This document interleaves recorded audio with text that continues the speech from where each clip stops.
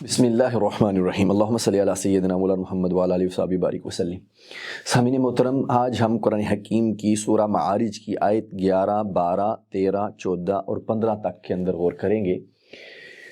مجرم لوگ یود المجرم لو یفتدی من عذاب یومئذ ببنی، مجرم لوگ جب عذاب کو دیکھیں گے تو کہیں گے اے ہمارے رب، ہم اپنی اولاد کو فدیہ کرتے ہیں، اس عذاب کو ہم سے دور کر دے۔ یود المجرم لو یفتدی من عذاب یومئذ ببنی، اپنی اولاد کو صدقہ کریں گے۔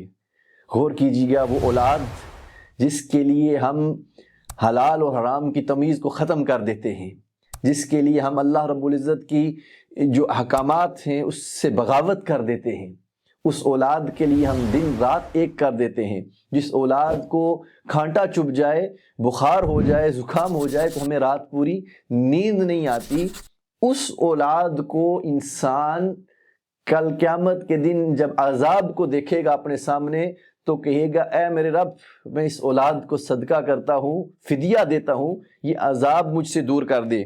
وَصَاحِبَتِهِ وَأَخِيهِ، اپنی بیوی اور اپنے بھائی صدقہ کرتا ہوں، رشتوں کو صدقہ کر رہا ہوں۔ وَفَصِيلَتِهِ الَّتِي تُؤْوِي، اور تمام خاندان جو مجھے پناہ دیتا تھا ان کو صدقہ کرتا ہوں۔ وَمَن فِي الْأَرْضِ جَمِيعًا، اور جو کچھ جتنے لوگ بھی زمین میں تھے ان سب کو فدیہ کرتا ہوں، اس عذاب کو مجھ سے دور کر دے۔ کَلَّا إِنَّهَا لَظَىٰ، ایسا ہرگز نہیں ہوگا، بے شک وہ شعلہ زن آگ ہے، اس عذاب سے تب چھٹکارا نہیں ہے۔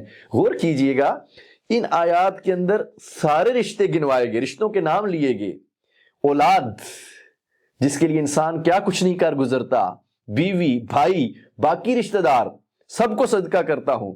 لیکن ان آیات کے اندر یہ نہیں کہا گیا کہ انسان یہ کہے کہ میں اپنے وَأُمِّهِ وَأَبِيهِ، کہ میں اپنے ماں باپ کو صدقہ کرتا ہوں۔ یہ بات اس نے اس لمحے پہ بھی نہیں کہی جب وہ عذاب کو دیکھ رہا ہے، حالانکہ وہ ماں باپ سے بھی دور بھاگے گا۔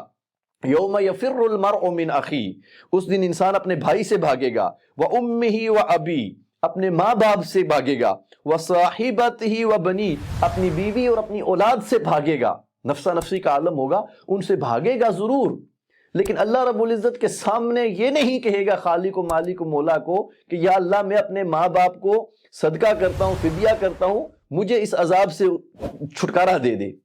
اس لمحے وہ اسے یاد ہوگا، وہ ہوش و حواس کے اندر ہوگا کہ وہ رب، جس رب نے کہا ہے کہ جنت ماں کے پاؤں کے نیچے ہے، اگر اس رب کے سامنے میں یہ کہہ دیا کہ میرے رب میں اپنے والدین کو صدقہ کرتا ہوں، فدیہ کرتا ہوں، تو اس وقت اس کا غضب کا کیا عالم ہوگا۔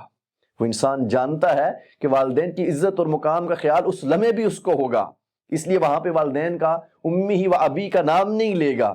تو جب اس لمحے بھی اس کو خیال ہوگا تو اس دنیا میں کیوں نہ خیال کر لیا جائے۔ اور قرآن حکیم کے اندر دو سٹوری حضرت ابراہیم علیہ السلام کے بیٹے کی اور حضرت نوح علیہ السلام کے بیٹے کی اللہ رب العزت نے بیان کی ہیں، اسی لیے بیان کی ہیں کہ تاکہ ہم اس میں سے کچھ سیکھ سکیں۔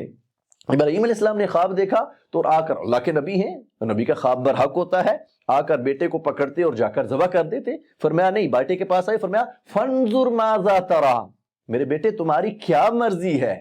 بیٹے نے کہا ابا جان کر گزریے جو آپ کو حکم مل رہا ہے، یا ابت افعل ما تؤمر ستجدنی انشاءاللہ من الصابرین۔ بیٹے کا جواب والد کی رضامندی کے لیے تھا، والد کو خوش کرنے کے لیے تھا، تو اللہ رب العزت نے بیٹے کو نبوت عطا فرما دی۔ نوح علیہ السلام نے جب بیٹے کو کہا یا بنی ارکب معنا ولا تکن مع الکافرین، اے میرے بیٹے آؤ ہمارے ساتھ سوار ہو جاؤ، قال سآوی الی الجبل یعصمونی من الماء، فرمایا وہ دور میں اس پہاڑ پر چڑھ جاؤں گا اور وہ پہاڑ مجھے بچا لے گا۔ نوح علیہ السلام کے بیٹے نے اپنے باپ کی، والد کی بات کو نہیں سنا اور وہ سمندر اور سیلاب کی طغیانی کے اندر غرق کر دیا گیا۔